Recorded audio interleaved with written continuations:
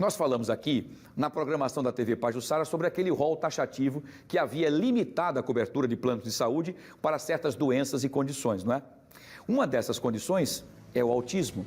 Mas ontem, a diretoria da ANS, da Agência Nacional de Saúde, aprovou uma normativa que amplia as regras de cobertura assistencial para os usuários de planos de saúde com transtornos globais do desenvolvimento, entre eles o autismo. Vamos falar agora ao vivo com a Mônica Hermílio, que vai nos explicar melhor como tudo isso vai funcionar para os autistas e suas famílias. Mônica, uma informação importante, eu espero que o caminho seja o que a gente estava torcendo, que se reveja essa decisão, porque colocou em risco a saúde de muitas pessoas e preocupou os papais e mamães desses meninos e meninas. Mônica.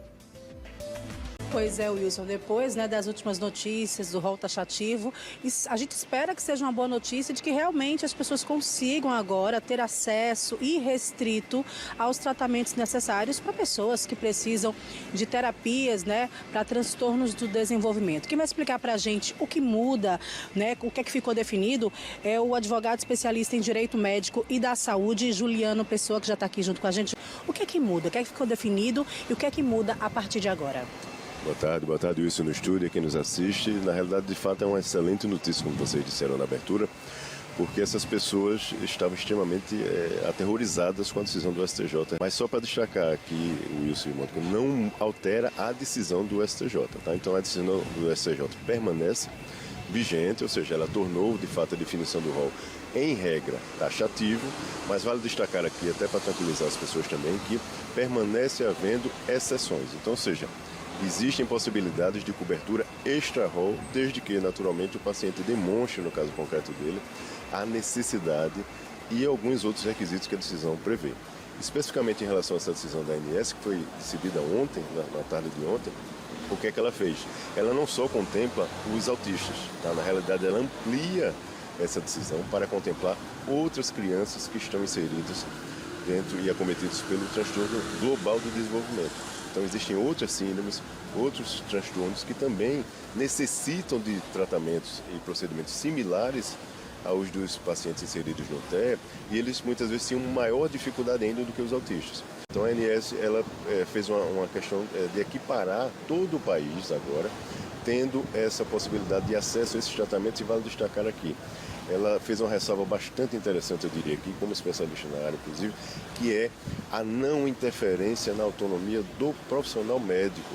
É este especialista, juntamente com a sua equipe multidisciplinar, que sabe o que é melhor para cada paciente, e individualizando o tratamento e não de forma genérica, como se queria fazer. Caso alguma família, algum paciente tenha dificuldades em ter acesso a essas terapias, já que é de direito dele, o que é que pode ser feito? Olha, é importantíssimo que automaticamente essas pessoas busquem ajuda, tá? Então, ou seja, quais são as ajudas? Buscar as instituições aqui que amparam os consumidores aqui no nosso estado, os PROCONs. Também reportar essa informação automaticamente para a própria Agência Nacional de Saúde Suplementar. Essa é uma ferramenta pouco utilizada ainda pelos beneficiários e funciona bastante. A agência é muito ativa nesse contexto de entrar em contato com a operadora e pedir informação naquele caso concreto. Inclusive, caso a operadora cometa alguma prática abusiva, ela responde também administrativamente, além das medidas judiciais, naturalmente, que esse paciente poderá tomar buscando um profissional da área jurídica. Então, é importantíssimo que ele não fique quieto, porque qualquer negativa que já era abusiva, agora mais ainda. Por que eu digo que já era abusiva? Nós tivemos aqui, Alagoas foi um dos primeiros estados, o segundo, na realidade, o primeiro foi o Acre, no Brasil, o segundo foi Alagoas, a entrar com ação civil pública. E a ANS foi obrigada a inserir no rol de cobertura toda essa terapêutica de assistência aos pacientes com TEA sem limitação. Então isso já existia e mesmo com a decisão do STJ, qualquer medida em sentido contrário seria abusiva. E agora, mais ainda. Então quem decide se são 20 sessões, se são 30 sessões, não é mais o plano de saúde e sim o o médico, o que vai determinar? Exatamente. O profissional de saúde é que tem a sua autonomia, a sua legitimidade para poder dizer e aferir, naquele caso concreto, qual é o tratamento mais adequado para aquele paciente. Muito obrigada pelas informações. Pois é, aí notícia boa para começar o fim de semana e para comemorar, né? Para que as pessoas que precisam realmente desses tratamentos possam fazê-lo de forma ampla, de forma correta. Voltamos ao estúdio, Wilson. Como eu disse ontem, parece até que estava ouvindo o que eu falei ontem em relação ao profissional de saúde. É ele quem decide. O juiz ele vai apenas acatar ou não de acordo com a lei. Mas quem decide o que pode e o que não pode é o profissional médico para aquele paciente. Deixa eu aproveitar, Mônica, que você está aí com o Juliano Pessoa, doutor Juliano Pessoa. Ele está com o nosso ponto, ele está me ouvindo. Eu queria aproveitar, doutor Juliano, primeiro agradecer mais uma vez pela sua participação e sua disponibilidade para fazer uma pergunta o seguinte. O senhor não acha, e a minha opinião, nessa discussão do Supremo Tribunal Federal que causou toda essa polêmica, não é só mais uma forma de causar mais constrangimento e atrasar ainda mais o tratamento para que os próprios planos de saúde possam ter a força para negar e aí você ir buscar isso na justiça, que é bastante complicada e morosa? Boa tarde. Boa tarde, Wilson, mais uma vez. De fato, isso é muito pertinente a sua colocação, porque, veja, de fato, isso pode ampliar ainda mais as negativas que já existem em grande número por parte das operadoras.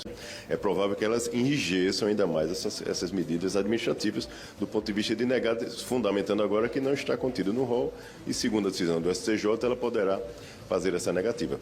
Porém, é como eu destaquei isso, existem ressalvas, né? Infelizmente, a judicialização ela pode sim ser amplificada, mas é importante que esse paciente não deixe de procurar ajuda. É muito importante porque, se ele demonstrar, no caso concreto dele, que ele preenche os requisitos, quais são os requisitos, para que as pessoas entendam? Ele tem que, em regra, prioritariamente, utilizar o que está no rol. Se ele demonstrar que o que consta no rol ele utilizou, mas não atende a sua necessidade de saúde, ele pode sim pleitear tranquilamente algo extra-rol e provavelmente o Poder Judiciário, caso a operadora insista na negativa, provavelmente o Poder Judiciário irá assistir esse paciente desde que ele demonstre. Agora, vale destacar aqui também, nesses casos de se pleitear algo extra-rol, isso é questão da participação efetiva do profissional médico, né? Porque é ele quem faz toda a confecção do relatório médico do paciente. É importante que esses profissionais aqui, aqueles que nos ouvem nesse momento, vejam a importância do seu papel, porque quanto mais detalhado for esse relatório médico, deixando tudo claro, o porquê, quais são os riscos desse paciente não ser assistido, quais são as possibilidades de prejuízo à sua saúde que ele corre. Então, ou seja, tudo isso muito minuciosamente explicado ajudará bastante na possibilidade de êxito desse paciente no Poder Judiciário.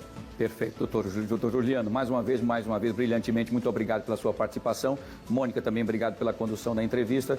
Bom São João, doutor Juliano, sucesso. Muito obrigado pela participação sempre aqui, muito importante como prestação de serviço aqui no nosso fenômeno Fique Alerta. É isso, gente, né? Aqui o Brasil tem essas coisas, né? Ele vai para um canto para depois voltar de novo e vem e vai. É só para criar mais situações para essas famílias que precisam tanto do atendimento, né? E que seja prioritariamente aí o atendimento do médico. O que o médico disser é que está valendo. Ele é que é médico. O restante está apenas avaliando a questão jurídica. Isso é importante.